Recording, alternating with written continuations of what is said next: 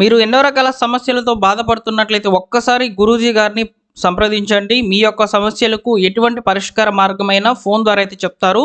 మీరు ఎక్కడెక్కడో జాతకం చెప్పించుకొని మీ సమస్య ఇంకా తీరకుండా బాధపడుతూ ఉన్నట్లయితే స్క్రీన్ మీద కనిపిస్తున్న ఈ నెంబర్కి కాల్ చేయండి. గురూజీ సీతారామరాజు గారు మీ జాతకరీత్యా ఉన్నది ఉన్నట్లుగా అయితే చెప్పి మీకు పరిష్కార మార్గాన్ని అయితే తెలియజేస్తారు.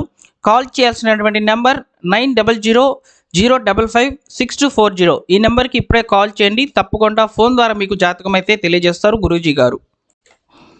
హలో అండి, అందరికీ నమస్తే. ఇందిరమ్మ ఇండ్లకి సంబంధించి తాజాగా మరొక అప్డేట్ అయితే రావడం జరిగింది.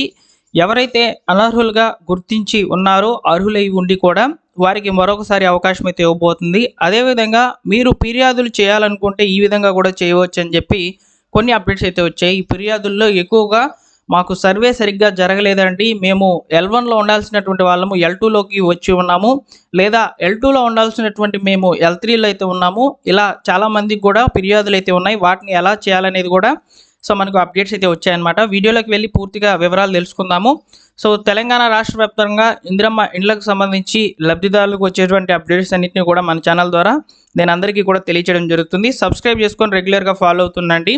ముఖ్యంగా ఇందిరమ్మ ఇండ్ల నిర్మాణం పూర్తయ్యేంత వరకు వచ్చేటువంటి అప్డేట్స్ అన్నింటినీ కూడా పోస్ట్ చేస్తాను. డైలీ కూడా ఒక 3 to 4 న్యూస్ పేపర్స్ అనేటివి చూసి అందులో ఇన్ఫర్మేషన్ ఇందిరమ్మ ఇండ్లకు సంబంధించి ఉంటే ఈ విధంగా వీడియో రూపంలో మీకు అందరికీ కూడా తీసుకురావడం జరుగుతుంది. మన ఛానల్ని సబ్స్క్రైబ్ చేసుకోండి. ఇక వివరాల్లోకి అయితే డైరెక్ట్గా వెళ్ళిపోదాము. మీరు ఒకసారి స్క్రీన్ మీద కనుక చూసుకున్నట్లయితే ఈరోజు పబ్లిష్ అయినటువంటి ఇందిరమ్మ ఇండ్లకు సంబంధించిన అప్డేట్స్ అయితే క్లియర్గా అయితే చూడవచ్చు. ఇక్కడ మీరు చూసినట్లయితే ఇందిరమ్మ ఇండ్ల సర్వేపై సందేహాల ఒకసారి చూడండి. ఇందిరమ్మ ఇళ్ల పథకానికి ప్రత్యేకమైన వెబ్సైటు, ఆన్లైన్లో ఫిర్యాదుకు అవకాశం. హైదరాబాద్ జూబ్లీ హిల్స్ నియోజకవర్గాల్లో రోజు వందల్లో అయితే ఫిర్యాదులు అయితే వస్తున్నాయని చెప్పి చెప్తున్నారనమాట. ఒకసారి వివరాలు చూద్దాము. బంజారా హిల్స్కు సంబంధించిన అప్డేట్స్ అనమాట ఇవి. అర్హులైన నిరుపేదలకు ఇల్లు నిర్మించి ఇవ్వాలనే సంకల్పంతో రాష్ట్ర ప్రభుత్వము ఇందిరమ్మ ఇళ్ల పథకాన్ని తీసుకువచ్చింది. ఏడాది క్రితం ప్రజాపాలన కింద దరఖాస్తులు స్వీకరించగా సర్వే నిర్వహించి లబ్ధిదారులను గుర్తించారు. అయితే జాబితాలో పేర్లు లేని వారి కోసము మళ్ళీ దరఖాస్తులు అయితే తీసుకుంటున్నారన్నమాట. అయితే సర్వే సమయంలో పలువురు దరఖాస్తుదారులు అందుబాటులో లేకపోవడంతో సిబ్బంది ఏదో ఒక విధంగా నమోదైతే చేసేస్తున్నారన్నమాట. ఇందిరమ్మ ఇండ్ల పథకంలో తమ దరఖాస్తు పరిస్థితి ఏమిటో సమాచారం తెలియక చాలామంది ప్రభుత్వ కార్యాలయాల చుట్టూ అయితే తిరుగుతున్నారు. అటు GHMC కార్యాలయానికి, ఇటు తహసీల్దార్ కార్యాలయం చుట్టూ, ఇంకోవైపు కలెక్టర్ ప్రజావాణి, మరోవైపు ప్రజాభవన్, ప్రతి మంగళ శుక్రవారంలో జరిగే ప్రజావాణిలోనూ పెద్ద ఎత్తున దరఖాస్తులు అయితే వస్తున్నాయి. ఈ నేపథ్యంలో ప్రజలకు సౌకర్యార్థం ప్రభుత్వము దరఖాస్తుదారుల యొక్క వివరాలు తెలుసుకునేందుకు సర్వే నిర్వహణపై ఫిర్యాదులు అవకాశం అయితే కల్పించారన్నమాట. హైదరాబాద్ నియోజకవర్గ పరిధిలో ఉన్నటువంటి బంజారా హిల్స్, జూబ్లీ హిల్స్, అదేవిధంగా వెంకటేశ్వర కాలనీ, సోమాజిగూడ, హైదరాబాద్, హిమాయత్ నగర్ డివిజన్లు, అదేవిధంగా జూబ్లీ హిల్స్ నియోజకవర్గం పరిధి కిందకి వచ్చే షేక్పేట, యూసఫ్గూడ, రహమత్ నగర్, వెంగళరావు నగర్, బోర్బండ, ఎర్రగడ్డ డివిజన్ల పరిధిలో సర్వే నిర్వహణపై ఫిర్యాదులు స్వీకరిస్తున్నారనమాట. అంటే ఇక్కడ డైరెక్ట్గా మీ యొక్క ఇంటికే అధికారి అయితే రావడం జరుగుతుంది. మీకు ఏమైనా ఫిర్యాదులు కనుక ఉన్నట్లయితే మీరు వారితో తెలుసుకొని ఆ యొక్క మొబైల్లో అయితే వాళ్ళే ఫిర్యాదులు అనేటివి ఎంటర్ చేయడం జరుగుతుంది అనమాట. రీసెంట్గా చాలామంది కూడా అడిగారండి, మేము ప్రజావాణిలో అయితే దరఖాస్తులు పెట్టుకున్నాము, మా దగ్గర అప్లికేషన్ ఐడి అయితే లేదు కదా, మేము మా యొక్క ఫిర్యాదును ఏ విధంగా ఎంటర్ చేయాలని చెప్పి అడిగారనమాట. వారికి ఇదే నిదర్శనము. ఎగ్జాంపుల్కి ఇక్కడ చాలా క్లియర్గా అయితే చెప్పారు. ఇక్కడ ఎక్కువగా వస్తున్నటువంటి ఫిర్యాదులు ఉన్నటువంటి ఏరియాల్లోకి అయితే డైరెక్ట్గా ఒక అధికారి వచ్చి మీ యొక్క ఫిర్యాదుని అయితే తీసుకోవడం జరుగుతుందని చెప్పి ఇక్కడ చెప్తున్నారు. దీంతో ఈ 2 నియోజకవర్గాల పరిధిలో రోజు 150కి పైగా ఫిర్యాదులు అయితే అందుతున్నాయి. వాటికి సమాధానం చెప్పేందుకు అధికారులు ఆన్లైన్లో జాబితాను రూపొందిస్తున్నారు. ఓకేనా? అభ్యంతరాలు ఉంటే ఫిర్యాదు ఇలా చేయవచ్చు అని కూడా చెప్తున్నారండి. ఇందిరమ్మ ఇళ్ల సర్వే వివరాల నమోదుపై అభ్యంతరాలు ఉంటే ఫిర్యాదు చేసుకునే అవకాశం, సదుపాయం అయితే ఉంది.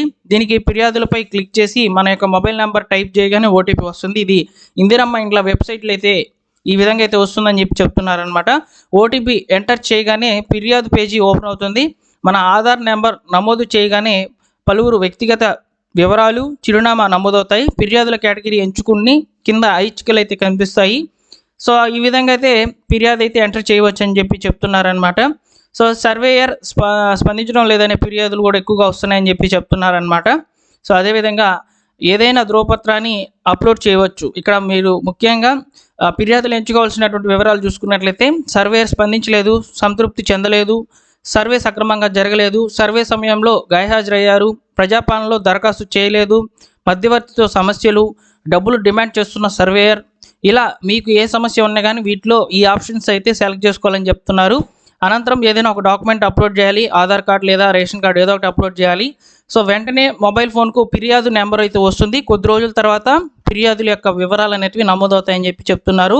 సో దరఖాస్తు స్థితిని తెలుసుకోవాలనుకుంటే indirammainlu.telangana.gov.in అనే వెబ్సైట్ని విజిట్ చేసి అందులో అప్లికేషన్ సెర్చ్ అనే ఆప్షన్ మీద క్లిక్ చేసి మీ యొక్క మొబైల్ నెంబర్ లేదా రేషన్ కార్డు ఈ యొక్క అప్లికేషన్ ఐడి ద్వారా అయితే మీరు మీ యొక్క అప్లికేషన్ అనేది ఏ లిస్ట్లో ఉందనేది మీరే తెలుసుకోవచ్చు అనమాట.